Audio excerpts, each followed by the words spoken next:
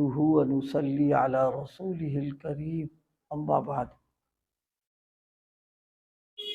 قال النبي صلى الله عليه وسلم الصيام والقرآن يشفعان أو كما قال عليه الصلاة والسلام۔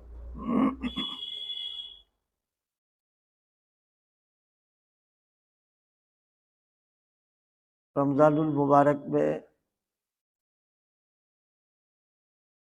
دو عبادتیں ہیں، ایک تو روزے کی اور ایک تراویح میں قرآن پاک کے سنانے کی اور سننے کی ہے۔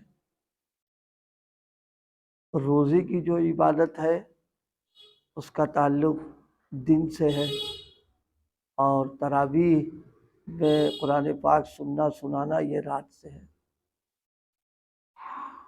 گویا یہ رمضان کا مہینہ اتنا قیمتی ہے کہ اللہ پاک دن اور رات دونوں میں اپنے بندوں کو اس عبادت میں مشغول رکھنا چاہتے ہیں، اور اس مہینے میں عبادتوں کا جو نظام رکھا ہے اس سے گویا اپنے بندوں کے لیے اللہ تعالیٰ ان کو بنانے کا، سنوارنے کا اور سدھارنے کا گویا پورا ایک نظام رکھ دیا کہ دن میں یہ کرو، رات میں یہ کرو، تاکہ رمضان المبارک پورے طور پر اس کی برکتیں اور اس کی رحمتیں جو ہیں وہ تم کو مل جائیں۔ اس لیے دونوں وقت پہ رکھا عبادت کو، اور یہ اتنی اہم عبادت ہے اور اتنی قیمتی عبادت ہے کہ نبی علیہ السلام نے اس کی طرف توجہ دلائی اس روایت میں۔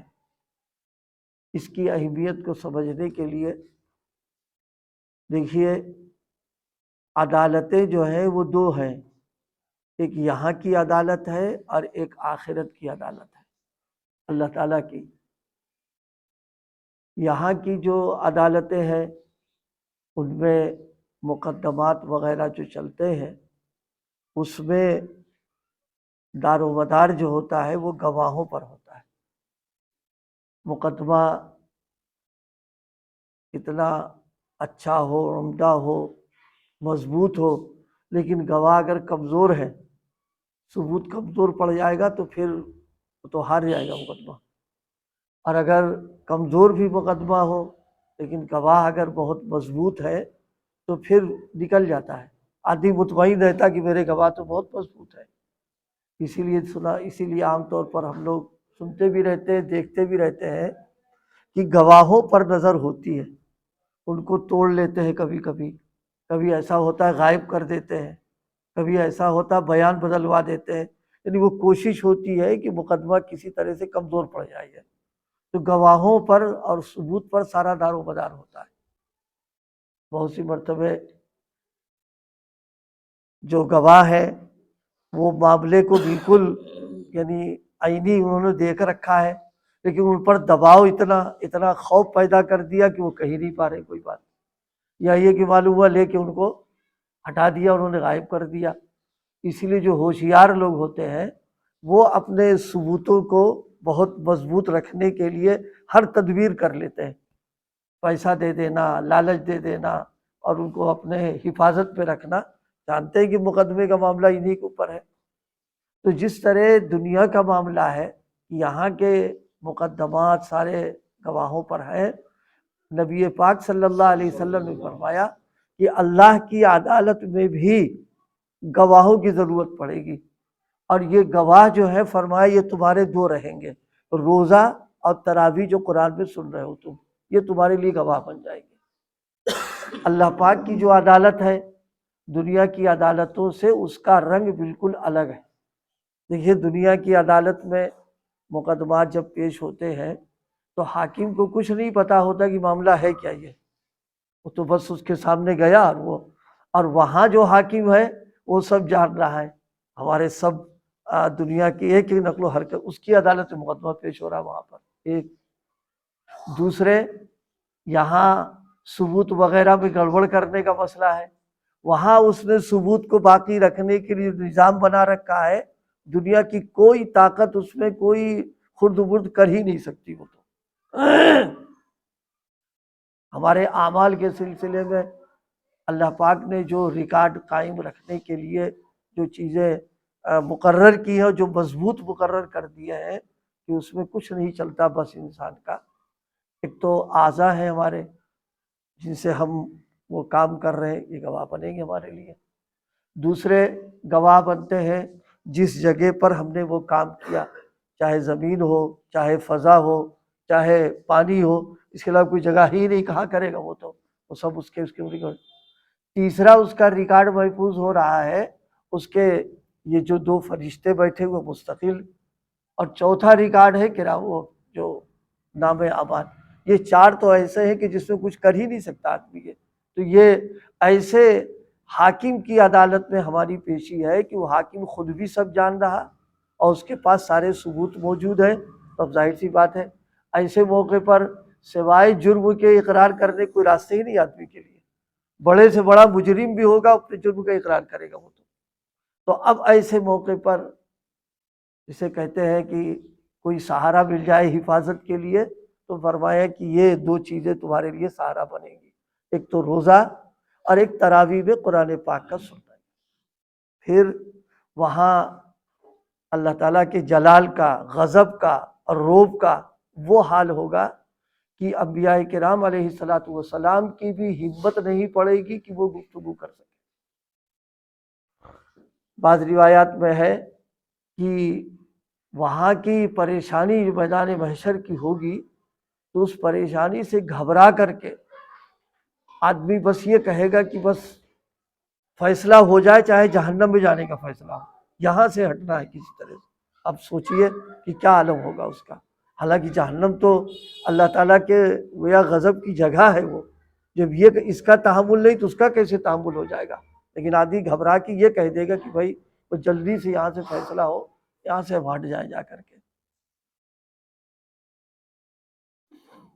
لوگ قرآن مجید نے قرآن پاک کے اندر بھی فرمایا گیا ہے یوم یجعل الولدان شیبا، وہ دن اتنا وہ ہوگا کہ بچہ جو ہے وہ بوڑھا بن جائے گا.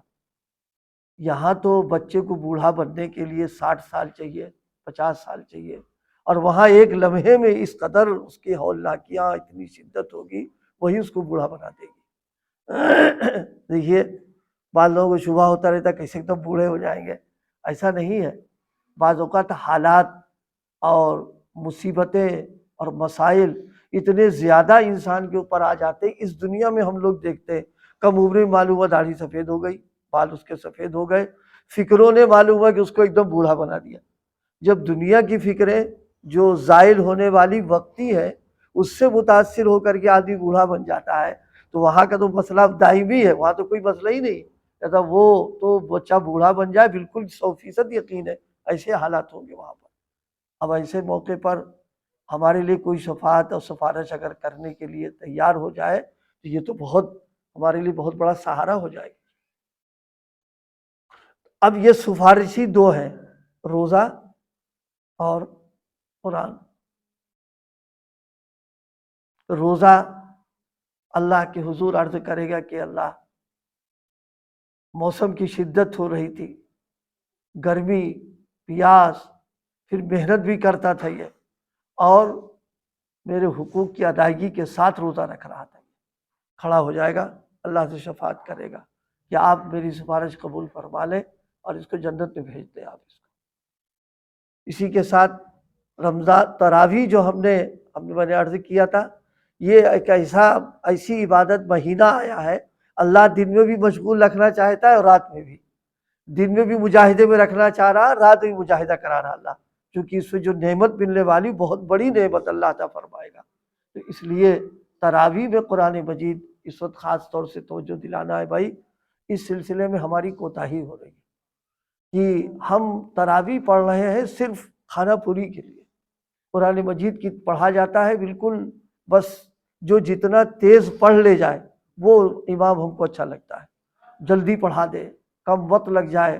اسے گویا تراویح کو ہم ایک بوجھ سمجھ رہے ہیں اور اپنے لیے گویا ہم ایک بہت بڑی نعوذ باللہ اس کو ایک مصیبت سمجھتے کہ ٹل جائے کسی طرح سے. اسی فکر میں اب ہو یہ رہا ہے، جو معاشرے کا مزاج بن گیا ہے، جو گویا عملاً گویا اس کی بے اکرامی بھی ہے، بے ادبی بھی ہے، کہ 10 دن میں ختم، 6 دن میں ختم، 3 دن میں ختم، اب فارغ ہو گئے۔ یہ کیا ہو رہا ہے؟ یہ فقہا نے جو اجازت دی ہے کہ تھوڑے وقت میں سن لے، یہ صرف ان لوگوں کے لیے دیا ہے کہ جن کی اپنی مشغولیت ایسی ہے جو ترتیب کے ساتھ قرآن سن نہیں پائیں گے، ایک جگہ رہ نہیں پاتی، یہ ان لوگوں کے لیے ہے۔ یہ تھوڑی نہ کہ جناب والا کہ ایسا امام کو لے کر کے آؤ جو 10 پارے پڑھا کے 3 دن میں پورا کر دے، 5 پڑھا دے 6 میں پورا کر دے، بالکل نہیں۔ کیونکہ اس میں ہوتا کیا ہے، عام طور پر دیکھنے میں یہ آیا ہے کہ نہ پڑھنے والا حقوق ادا کر پا رہا، سننے والا تو کیا کرے گا، 10 پارے کون سن لے گا؟ جن لوگوں کو 24 گھنٹے میں ایک پارہ پڑھنا مشکل ہو رہا، اور جن لوگوں کو نمازوں کی سنت موقدہ پڑھنا مشکل ہو رہا، اور جن لوگوں کو نماز میں تکبیر اولیٰ صف اولیٰ سے نماز پڑھنا رمضان میں مشکل ہو رہا، وہ 10 پارے کیسے سن سکتا ہے آدمی؟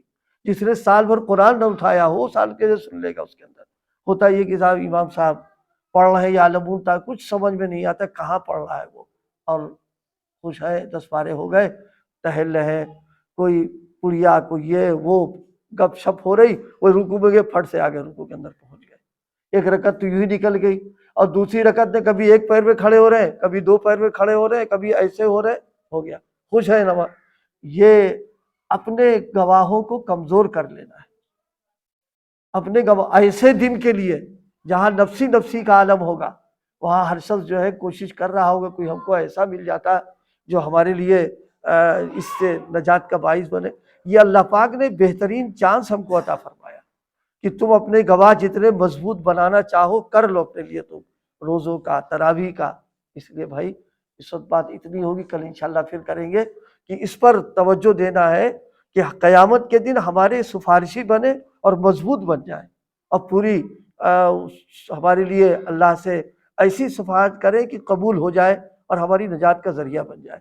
فرمایا کہ الصیام والقرآن یشفعان، روزہ اور قرآن یہ سفارش کریں گے۔ ظاہر ہے رسول پاک صلی اللہ علیہ وسلم نے اپنی طرف سے تو نہیں کہا، یہ تو ظاہر ہے اللہ کا ہی فرمان ہے، وہی ہے۔ اس بنا پر ہمیں اور آپ کو بہت فکر کے ساتھ ان ایام کو گزارنا